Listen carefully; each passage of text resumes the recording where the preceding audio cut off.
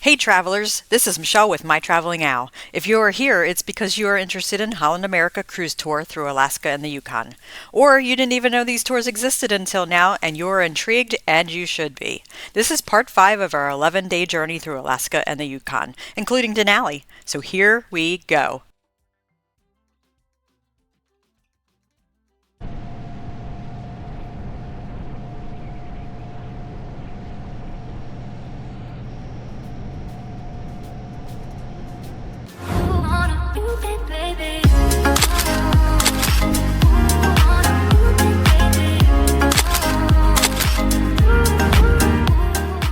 So we just left Denali and we are heading to our next stop. And what did our bus driver see in his rear view? A full unobstructed view of Denali. No clouds, nothing blocking it. So we stopped.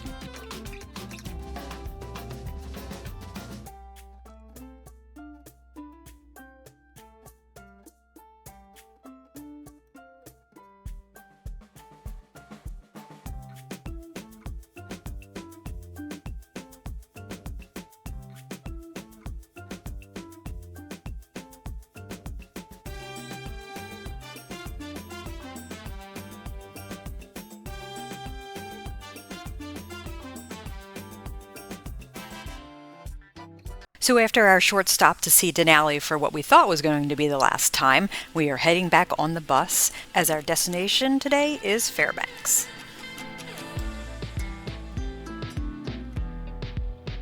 Before we get too far into this series, I wanted to talk briefly about tips. It is expected that you tip each person that guides you on this tour. I can honestly tell you that they are worth every penny, especially Kaylin, our tour conductor for the entire trip. She was worth more than what is listed on this chart, so keep that in mind.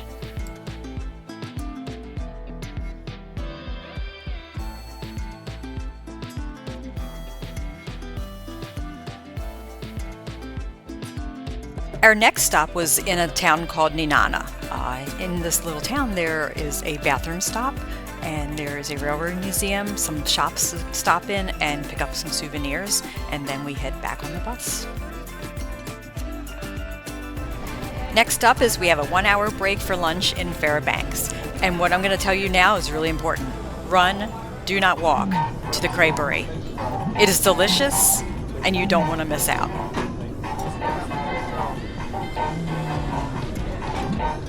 Gluten-free cheesesteak crepe. Yummy.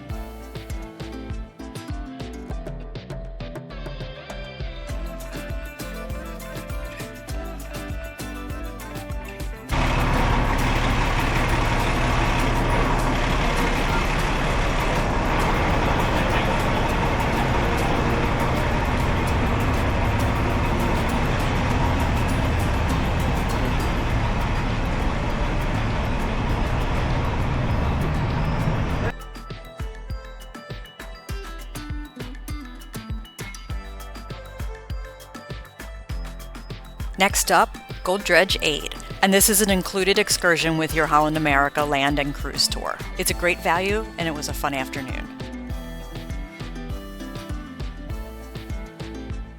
While we waited for our tour to start, we were able to walk around and take a look at the different things that they had on display about the Alaska pipeline. And this was a great opportunity to get a picture of our group. This is our group of about 35 people that we had on our bus. We were traveling along with a second bus, but they're not included in this picture.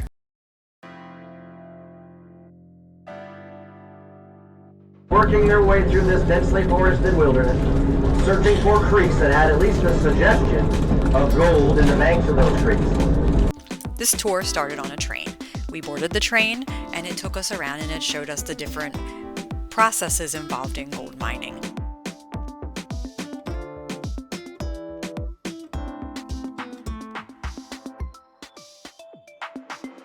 We also had a gold demonstration, so they went through the process of how gold is actually pulled from the dirt. If panning for gold does not interest you, feel free to skip ahead to the 9-minute and 8-second mark. It's all set out for you. You have a seat. Empty the entire contents of the poke into the pan. And I got 2 pokes, so I'm going to put them both in mine. See what we come up with. All right. And just put the poke aside. We'll pick that up for you. Step 1 in panning is to dip the pan in the water, enough water to cover up the gravel. And then just like the trommel screen on the dredge, you got to shake this material up, get it nice and loose so that heavy placer gold can separate from the sand and the rock. And then what's going to happen to that gold? It's going to sink. So it's real important to really shake this up. You cannot just swish water back and forth. You have to hear those rocks grinding on the bottom of the pan. So you hear that grinding? That means that gravel's nice and loose. You want to start to carefully tip the pan away from you, move all that gravel from the bottom of the pan right up to the edge. Now we're going to stop shaking, pour the water off, and show you this angle. The entire time that you are actively panning, you need to keep your pan at this angle. You never pan flat. What happened was, as we shook everything flat in step 1, the gold sank to the bottom of the pan. As we moved all that gravel forward, that gold slid along the bottom of the pan. It is now caught in this little crease, and that's what's going to hold on to it for you if you keep your pan at an angle. You never pan flat. You can do a simple test. You can put your hand in the bottom of the pan, and you are touching metal. There is no sand or rock on the bottom of that pan. Okay, at that angle, you take on water, and again, like the trommel screen on the dredge, shake to set the heavy gold into the crease, and that shaking will also lift light material to the surface. Next step, stop shaking, pour off the water. When the last of the water leaves, you hold that angle and in one motion, dip underwater and lift right back up. And you will see the top layer of light material that you shook to the surface wash right out of the pan. You dip and lift without changing the angle. So you dip it 5 or 6 times, get some material moving, then you take on water, again, hold the angle, a little shake, side to side will set the heavy gold in the crease. Then you stop shaking and pour, hold the angle, and dip and lift. You let the water do the work for you. You move the pan, and the water rinses the sand and the rock out.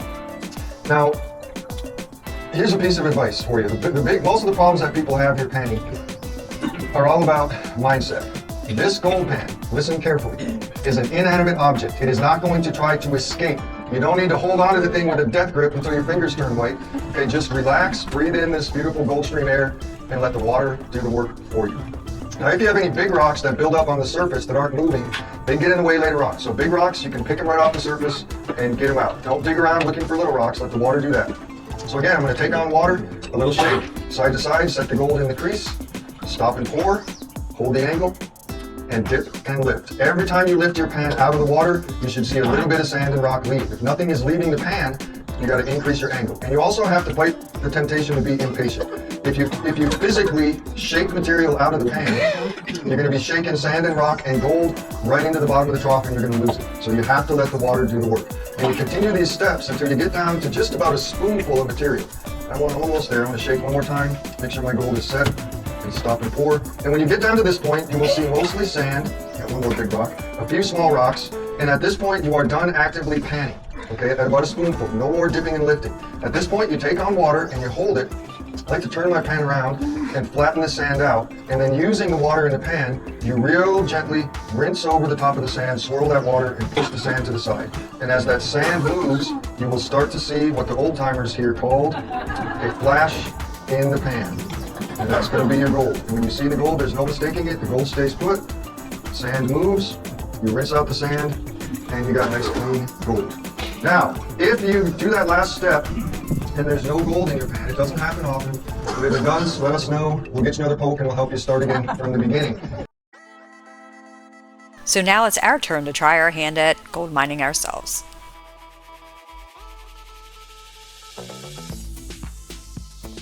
If you would like to skip ahead at any point, we finished panning for gold at the 16-minute and 28-second mark.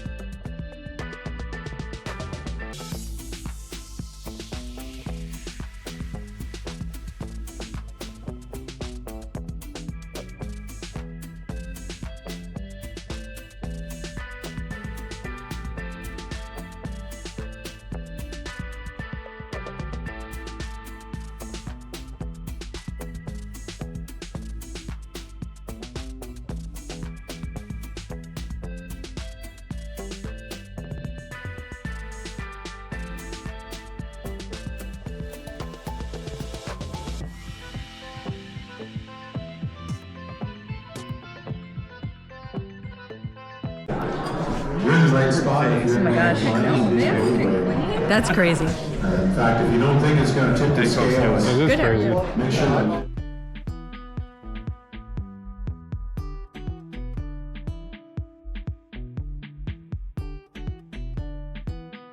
After we were finished mining, we went inside. There's a museum in here, there's a store, there's lots of things to look at.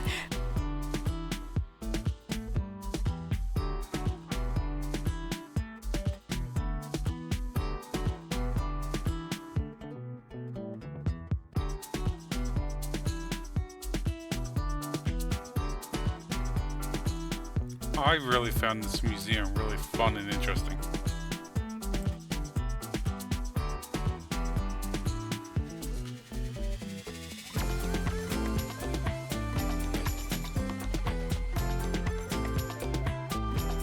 Also inside, you can have your gold weighed.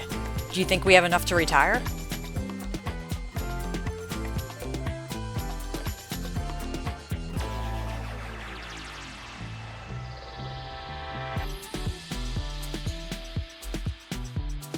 $6 worth of gold here for you. Which is how much is the weight? 1 grain. 1 grain. Okay.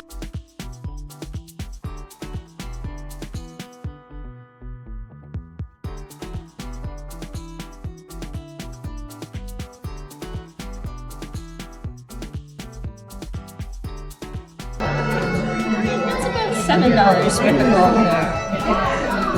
And is that how much weight? It's 1 grain. It's 1.1. Okay. Thank you. Yeah, no problem.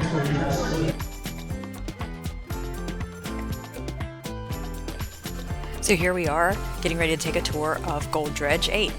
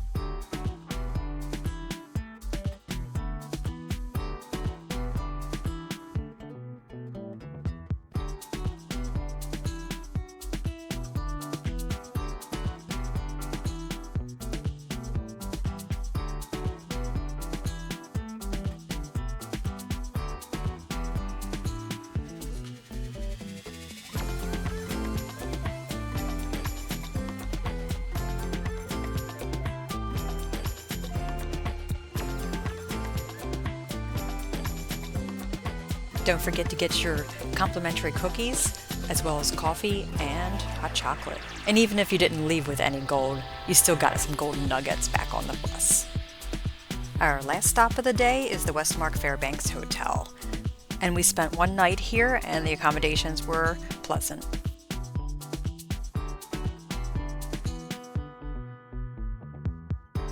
And before we tuck ourselves into bed, we're going to have dinner.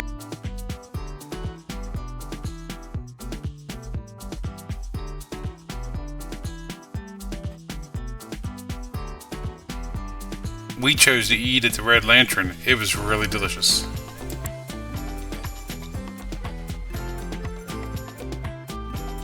For reference, they had some good gluten-free options here, and both of these desserts were gluten-free. Please don't forget to subscribe to our channel. Here's some footage of what's to come in the series.